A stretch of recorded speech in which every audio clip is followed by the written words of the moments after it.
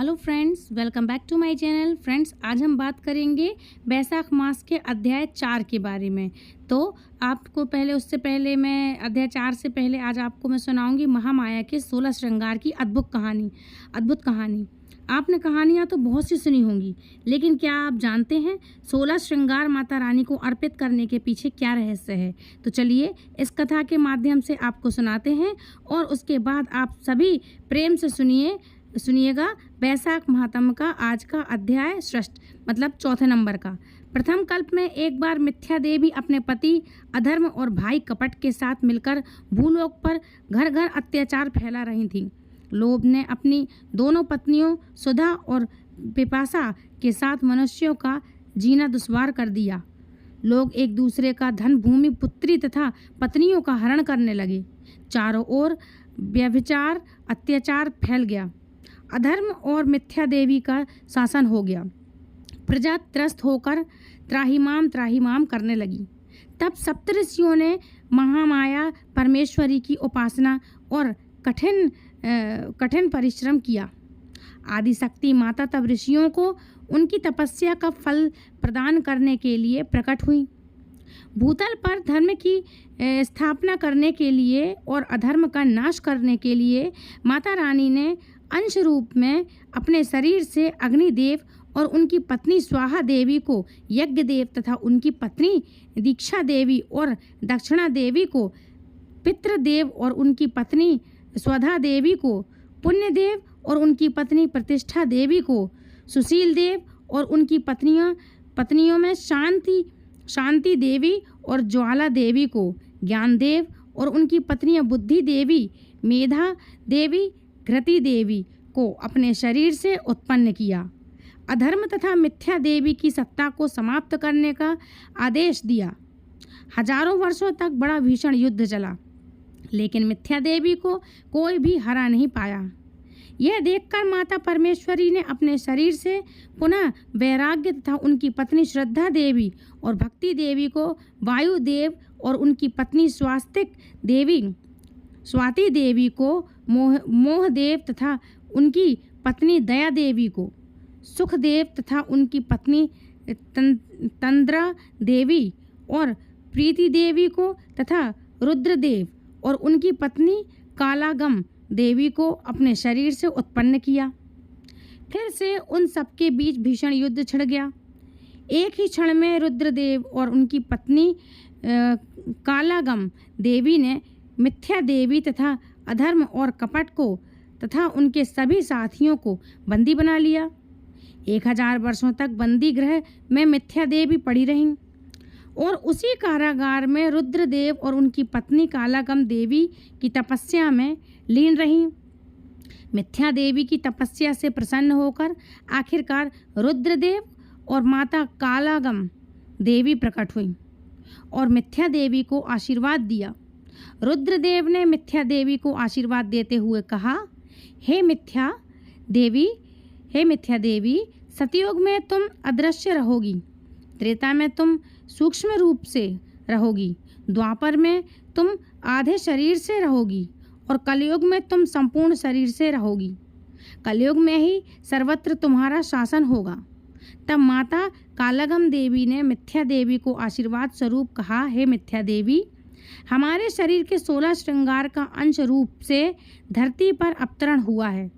तुम उनके पास कभी मत जाना, नहीं तो तुम वहीं पर भस्म हो जाओगी। देवी की बात सुनकर मिथ्या देवी ने हाथ जोड़कर पूछा, माते, आपके 16 श्रृंगार अंश रूप से कहाँ कहाँ पर हैं? कृपया कर बतलाइए। तब माता कहने लगी, हमारी आँख का काजल क्षीण सागर के रूप में है। हमारी मांग का सिंदूर शेषनाग का रूप धारण करके श्री विष्णु की शेष सैया बनकर क्षीण सागर में है। हमारे पांव का महावर वृक्ष रूप में कौशल देव देश में है। जब श्री विष्णु का राम रूप में अवतार होगा, तब मेरे भक्त कच्छप का केवट रूप में जन्म होगा। केवट इसी वृक्ष को काटकर नाव बनाएंगे और उसी नाव में केवट विष्णु रूपी श्री राम को गंगा जी के पार उतारेंगे। हमारे भाल की बिंदी गोकुल में गौ रूप धारण करके लाखों की संख्या में श्री कृष्ण अवतार में श्री कृष्ण के साथ रहकर उनकी लीलाओं का रस पान करेंगी।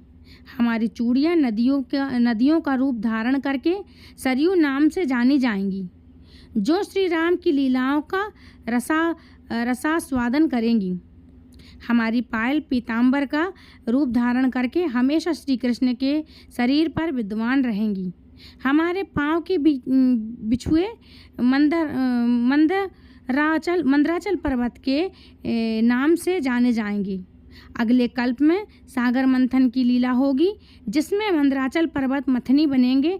हमारी नासिका की नथनी ब्रह्मा जी का कमंडल है। हमारे कान के कर्णफूल कुंडल का रूप धारण करके रुद्रदेव के कर्ण में विराजमान हैं, और हमारे कमर की करधनी बलराम के हल के फल बनकर असुरों का विनाश करेगी, जो हल लिए रहते हैं बलराम जी। इसलिए हे मिथ्या देवी, तुम उनके पास भूल कर भी मत जाना, नहीं तो तुम एक क्षण में ही वहीं जलकर भस्म हो जाओगी। कलयुग में जो भक्त हमें 16 श्रृंगार अर्पित करके हमारी उपासना करेंगे, उनके पास भी तुम कभी मत जाना। और कलयुग में इस प्रकार चारों ओर केवल तुम्हारा ही शासन होगा। मिथ्या देवी को ऐसा वरदान देकर माता और रुद्रदेव वहीं अंतर्ध्यान हो गए।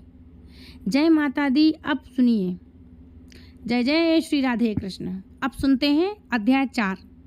आज का अध्याय बैसाख मास में किए गए धार्मिक कर्मों के पुण्य से जब राजा कीर्तिमान के निवासी अंत में बैकुंठ धाम पहुंचने लगे, तब स्वर्ग और नरक सभी शून्य हो गए। तब ऐसे में यमराज जी ब्रह्मा जी के पास गए और उन्होंने राजा कीर्तिमान के बारे में उनसे कहा और उनसे शिकायत करने लगे। इसके बाद ब्रह्मा जी ने यमराज को जिस प्रकार समझाया, उसका वर्णन आज आप सुनिए। ब्रह्मा जी ने कहा, यमराज, तुमने क्या आश्चर्य देखा है? क्यों तुम्हें इतना दुख हो रहा है? भगवान गोविंद को एक बार भी प्रणाम कर लिया जाए तो वह 100 अश्वमेध यज्ञों के व्रत स्नान के समान होता है। यह व्रत करने वाला तो पुनः इस संसार में जन्म लेता है, किंतु भगवान को किया प्रणाम पुनर्जन्म का कारण नहीं बनता, बल्कि मुक्ति की प्राप्ति कर देता है। जिसकी जीवा के अग्रभाग पर हरि यह 2 अक्षर विद्यमान हैं, उसको कुरुक्षेत्र तीर्थ के सेवन या फिर सरस्वती नदी के जल में स्नान करने से लेना है। जो मृत्यु काल में भगवान विष्णु को याद करता है, वह क्षय भक्षण आदि से प्राप्त हुई पाप राशि का परित्याग करके भगवान विष्णु के सायुज्य को पाता है, क्योंकि भगवान विष्णु को अपना स्मरण बहुत ही प्रिय है। यमराज, इसी प्रकार विशाख नामक मास भी भगवान विष्णु को प्रिय है, मतलब बैसाख, जिसे धर्म को श्रवण करने मात्र से ही मनुष्य सभी पापों से मुक्त हो जाते हैं।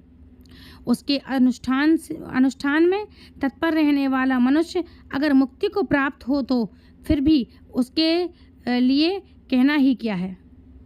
बैसाख मास में भगवान पुरुषोत्तम के नाम और यश का गुणगान किया जाता है, जिससे भगवान बहुत प्रसन्न होते हैं।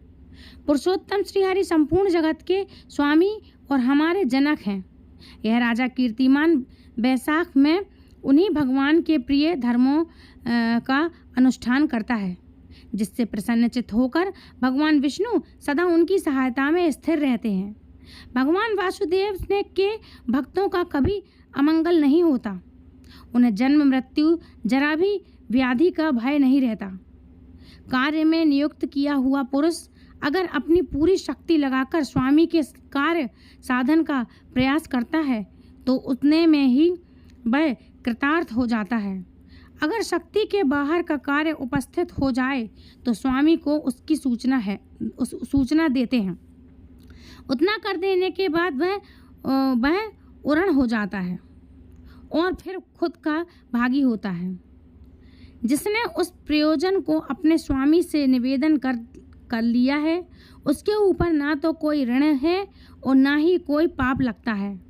अपने कर्तव्य पालन के लिए पूरा प्रयास कर लेने पर प्राणी को कोई अपराध नहीं रहता। यह कार्य तुम्हारे लिए असंभव है, इसलिए इसके विषय में तुम्हें शोक नहीं करना चाहिए। श्री ब्रह्मा जी के ऐसे कहने पर यमराज ने दीनवाणी से दीनबाड़ी में कहा, तात, मैंने आपके चरणों की सेवा से सब कुछ पा लिया। तब ब्रह्मा जी ने पुनः समझाते हुए कहा, धर्मराज राजा कीर्तिमान, विष्णु धर्म के पालन में तत्पर है। चलो हम लोग भगवान विष्णु के पास चलते हैं और उन्हें सारी बात बताकर उनके बाद उनके कहे अनुसार कार्य किया जाएगा। वे ही इस जगत के कर्ता, धर्म के रक्षक और नियामक हैं। इस प्रकार यमराज को आश्वासन देकर ब्रह्मा जी उसके साथ ही क्षीर सागर के तट पर गए। वहाँ उन्होंने सच्चिदानंद स्वरूप गुणात परमेश्वर श्री विष्णु की स्तुति की। ब्रह्मा जी की स्तुति से संतुष्ट होकर भगवान श्रीहरि वहाँ प्रकट हो गए। यमराज और ब्रह्मा जी ने तुरंत ही उनके चरण में मस्तक झुकाया। तब भगवान श्रीहरि ने मेघ के समान गंभीर वाणी में उन दोनों से कहा कि आप लोग यहाँ क्यों आए हैं। तब ब्रह्मा जी कहने लगे, प्रभु, आपके श्रेष्ठ भक्त राजा कीर्तिमान के शासन काल में सभी मनुष्य वैशाख धर्म के पालन में तत्पर होकर आपके अविनाशी पद को प्राप्त हो रहे हैं। इससे पूरी यमपुरी सनी हो गई है, मतलब सुन्न हो गई है। इसके ऐसा कहने पर भगवान विष्णु हंसते हुए बोले, मैं लक्ष्मी को त्याग दूंगा। अपने प्राण शरीर श्रीवत्स, कौस्तुभी मणि, वैजंती माला, श्वेत दीप, बैकुंठ धाम, क्षीर सागर, शेषनाग और गरुण जी को भी छोड़ दूंगा, लेकिन अपने भक्त का त्याग नहीं कर सकूंगा, जिन्होंने मेरे लिए ये सब भोगों का त्याग करके अपना जीवन तक मुझे सौंप दिया है, जो मुझ में मन लगाकर मेरे स्वरूप को हो गए हैं। उन महाभाग्यमान को इस पृथ्वी पर मैं 1000 वर्षों की आयु दी है। मैंने ऐसे लोगों को मैंने 1000 वर्ष की आयु दी है। उसमें से 8000 वर्ष तो बीत गए। शेष आयु और बीत जाने पर उसे मेरा सायुज्य प्राप्त होगा। इसके बाद पृथ्वी पर बेन नामक दुष्ट अपना राज्य करेगा। उसका राज्य होगा, जो सभी वेदों महाधर्मों का लोप कर देगा। उस समय वैशाख मास के धर्म भी छिन्न भिन्न हो जाएंगे। बेन अपने ही पाप से भस्म हो जाएगा। इसके बाद मैं पशु होकर पुनः सब धर्मों का प्रचार करूंगा। उस समय लोगों में वैशाख मास के धर्म को भी प्रसिद्ध करूंगा। सहस्त्र मनुष्यों में कोई ऐसा होता है जो मुझ पे अपने मन प्राण अर्पित करके अपना सब कुछ मुझे समर्पित कर दे और मेरा भक्त बन जाए। जो ऐसा होता है वही मेरे धर्मों का भी प्रचार करता है। और इस वैशाख मास में से भी वैशाख धर्म में तत्पर रहने वाले महात्मा पुरुषों और राजा के द्वार समय अनुसार आपके लिए भाग दिलाऊंगा। लोक में जो कोई भी वैशाख मास का व्रत करेंगे वे आपको भाग देने वाले होंगे। उनके वैशाख मास में बताए हुए महाधमनी मत उपस्थित करना। यमराज को इस प्रकार आश्वासन देकर भगवान विष्णु वहीं अंतर्ध्यान हो गए। श्री ब्रह्मा जी भी अपने सेवकों के साथ सत्यलोक को चले गए। उसके बाद यमराज जी भी अपनी पुरी को पधार गए। वैशाख मास की पूर्णिमा को पहले धर्मराज के उद्देश्य से जल से भरा हुआ घड़ा दही और अन्न देना चाहिए। इसके बाद पितरों और गुरुओं और भगवान विष्णु के उद्देश्य से शीतल जल, दही, अन्न, पान और दक्षिणा फल के साथ कांसे के पात्र में रखकर ब्राह्मण को देना चाहिए। भगवान विष्णु की दिव्य प्रतिमा वैशाख मास महात्म्य की कथा सुनने वाले को दीन ब्राह्मण को देनी चाहिए। उस धर्म भक्ता ब्राह्मण को अपने धन से भी पूजित करना चाहिए।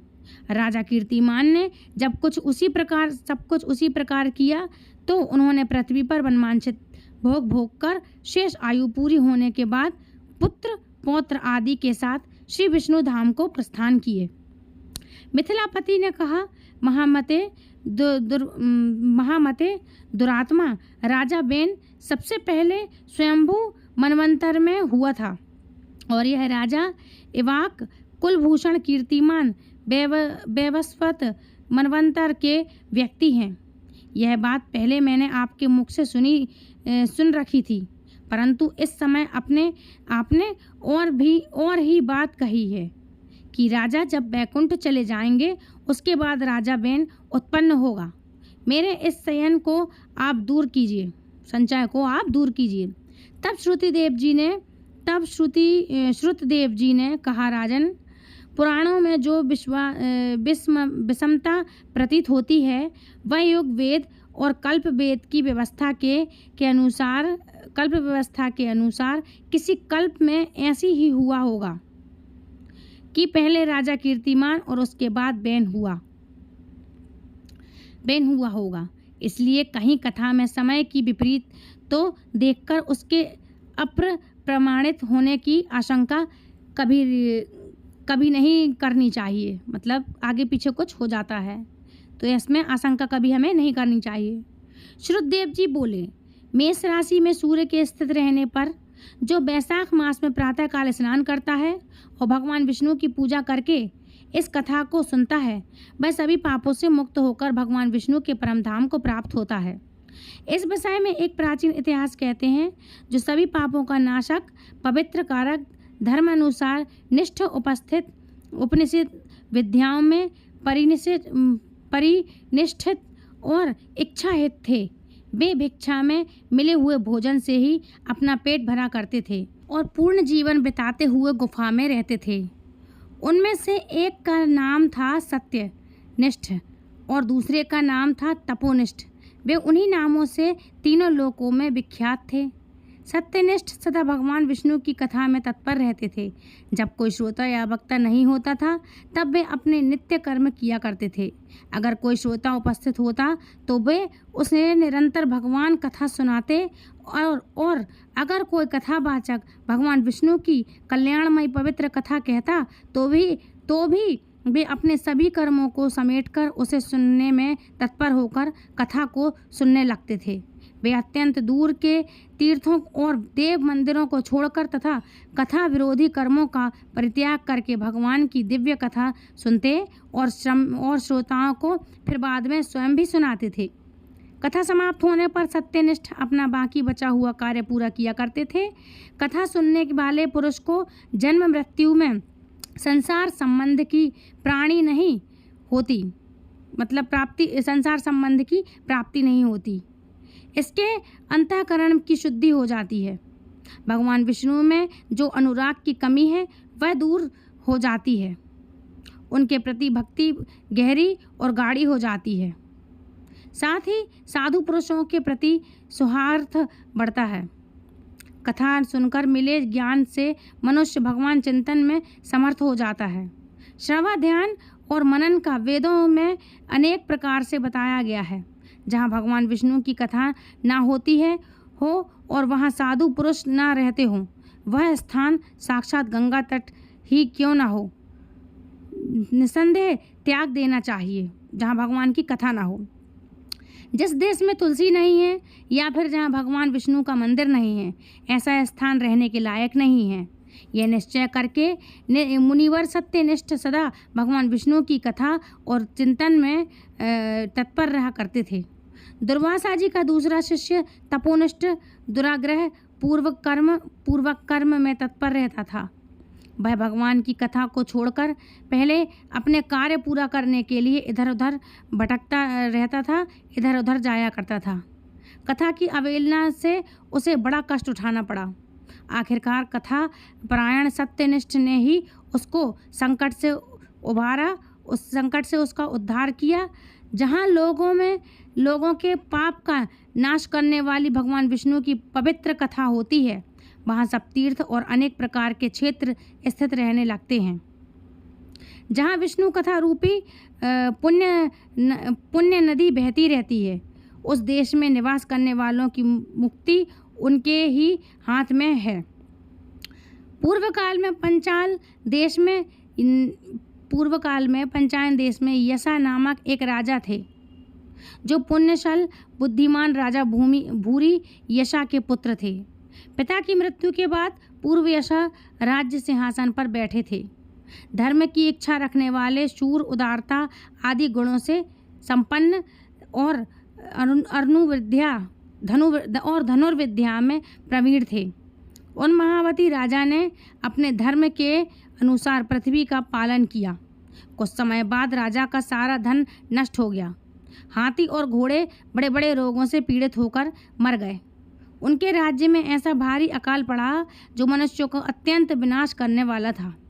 पांचाल नरेश राजा पुरु यशा को निर्बल जानकर उनके शत्रुओं ने आक्रमण कर दिया और युद्ध में उनको जीत लिया।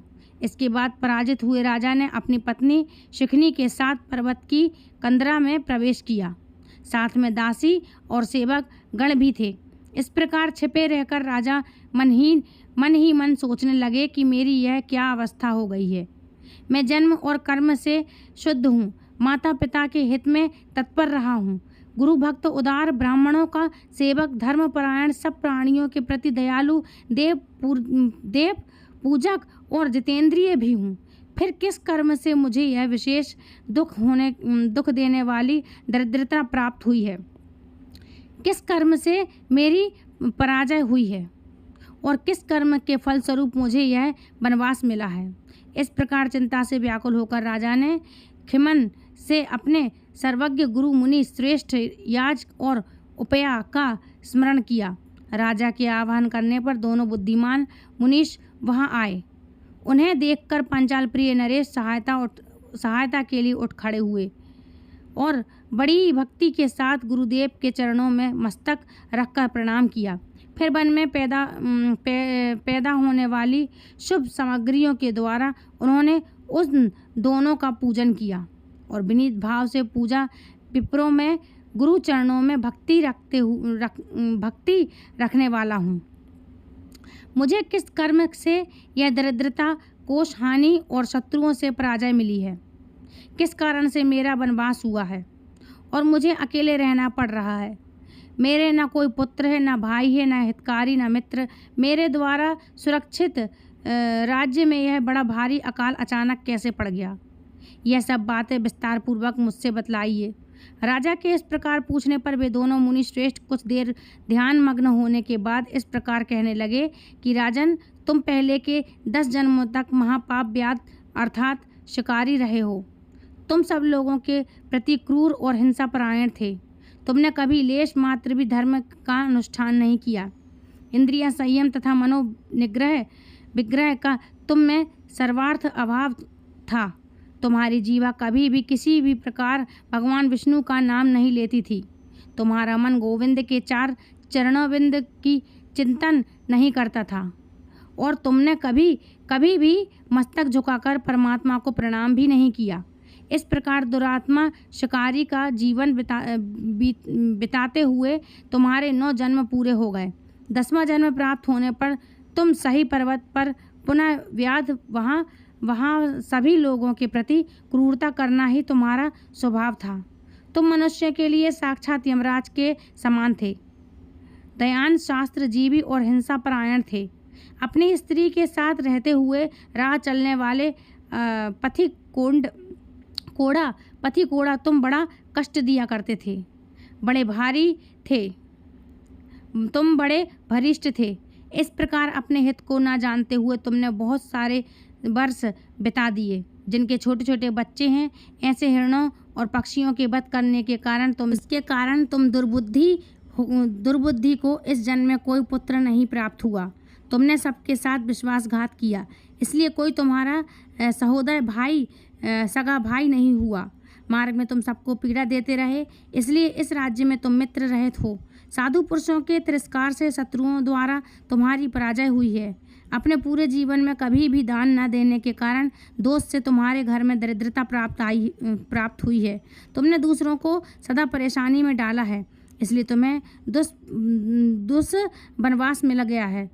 इन सबके अप्रिय होने के कारण तुम्हें असहद मिला है प्रेम। तुम्हारे क्रूर कर्मों के फल से ही इस जन्म में मिला हुआ राज्य भी छिन गया है। बैसाख मास की गर्मी में तुमने स्वार्थ बस एक दिन एक ऋषि को दूर से तालाब बता दिया था और हवा के लिए पलाश का एक सूखा पत्ता दे दिया था। बस जीवन में इस एक ही पुण्य के कारण तुम्हारा यह जन्म परम पवित्र राजवंश में हो गया। अब अगर तुम सुख, राज, धन, धान्य आदि संपत्ति, स्वर्ग और मोक्ष चाहते हो या फिर सायुज्य और श्री हरि के पद की इच्छा रखते हो तो वैशाख मास के धर्मों का पालन करो। इससे सब प्रकार के सुख तुम फिर से प्राप्त कर लोगे। इस समय वैशाख मास चल रहा है। आज अक्षय तृतीया है। आज तुम विधि विधान पूर्वक ये भगवान लक्ष्मी जी की और लक्ष्मीपति की पूजा करो। अगर आपने समान ही गुणवान पुत्रों की इच्छा करते हो तो सब प्राणियों के हित के लिए प्याऊ लगवाना। इस पवित्र वैशाख मास में भगवान मधुसूदन की प्रसन्नता के लिए अगर तुम निष्काम भाव से धर्मों का अनुष्ठान करोगे तो अंतःकरण शुद्ध होने पर तुम्हें भगवान विष्णु का प्रत्यक्ष दर्शन भी होगा। ऐसा कहकर राजा की अनुमति लेकर उनके दोनों ब्राह्मण, पुरोहित, यजमान, याज और उपया जैसे आए थे वैसे ही चले गए। उनसे उपदेश पाकर महाराज पुरु यश वैशाख मास के सभी धर्मों का श्रद्धापूर्वक पालन किया और भगवान मधुसूदन की आराधना की। इससे उनका प्रभाव बढ़ गया और वसु बांधव उनसे आकर मिल गए। इसके बाद वे मरने से बची हुई सेना को साथ लेकर बंधुओं सहित पांचाल नगरी के पास आ गए। उस समय पांचाल राजा के राजाओं का पुनः संग्राम हुआ था। इस कारण महारथी पुण्य से लेकर ही समस्त महाबाहु राजाओं पर विजय प्राप्त कर ली थी। विरोधी राजाओं ने भागकर अलग अलग देशों में रास्ते में आश्रय ले लिया। विजय पांचाल राज्य में भागते हुए राजाओं के कोष 10 करोड़ घोड़े और हाथी, 1 अरब रथ, ऊंट और 3 लाख खच्चर तो अपने अधिकार में करके अपनी पुरी में वापस पहुंचा दिया गया। वैशाख धर्म के महात्म्य से सभी राजा भगन मनोरथ होकर पूरे यश को प्राप्त हुए और पंचाल देश में अनुपम सुख आ गया। चारों तरफ सुख समृद्धि छा गई।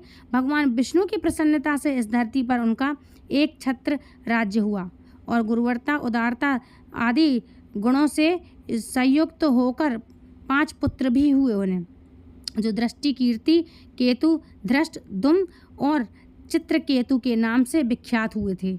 धर्मपूर्वक प्रतिपाल होकर सभी प्रजा राजा के प्रति अनुरक्त हो गई और सारी प्रजा अपने राजा से प्रेम करने लगी। इससे उसी क्षण उन्हें वैशाख मास के प्रभाव का निश्चय हो गया। तब से पांचाल राज्य भगवान विष्णु की प्रसन्नता के लिए वैशाख मास के धर्मों का निष्काम भाव से बराबर पालन करने लगे। इस धर्म से संतुष्ट होकर भगवान विष्णु ने अक्षय तृतीया के दिन उन्हें प्रत्यक्ष दर्शन दिए और श्री कृष्ण आज से अध्याय समाप्त हुआ। श्री कृष्ण का ये अध्याय समाप्त हुआ।